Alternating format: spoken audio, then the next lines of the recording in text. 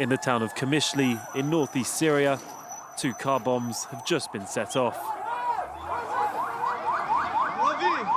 blowing up an entire block of flats.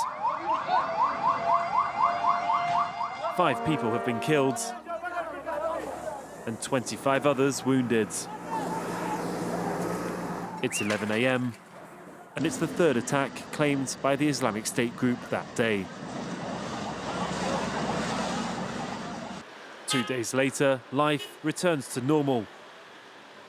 Kurds, Arabs, Muslims and Christians live side by side in this town on the Turkish border. Kurdish forces are on high alert as Qamishli has become one of the main targets of the terrorist group, which has claimed 30 attacks on civilians and churches in the past 10 days. The number of attacks has increased since the Turkish military entered the region on the 9th of October, following the United States' withdrawal from the area.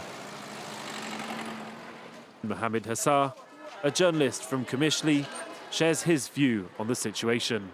Before the Turkish offensive, about 70 NGOs from all the world, they was working here. In the camps, in the prisons, between the people, they was providing them with some equipment, some material, some foods.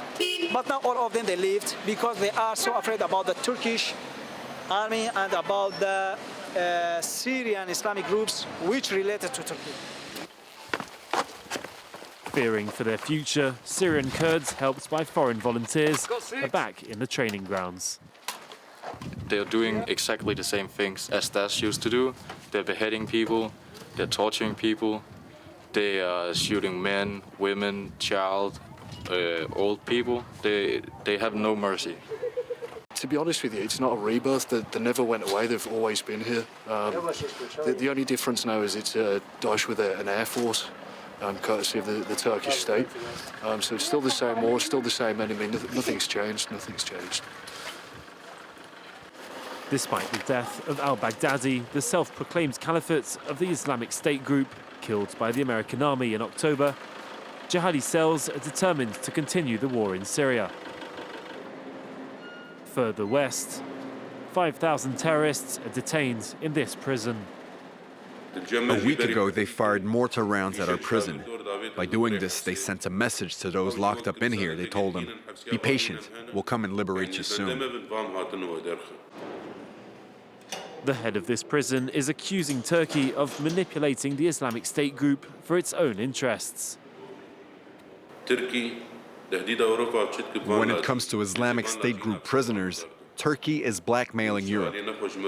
It's a threat. They're telling Europe, all these foreign jihadists, your nationals who are still imprisoned here, well, we're going to release them onto Europe.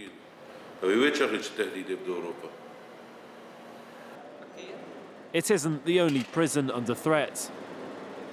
An estimated 10,000 jihadis are currently locked up, but are ready to take up arms again.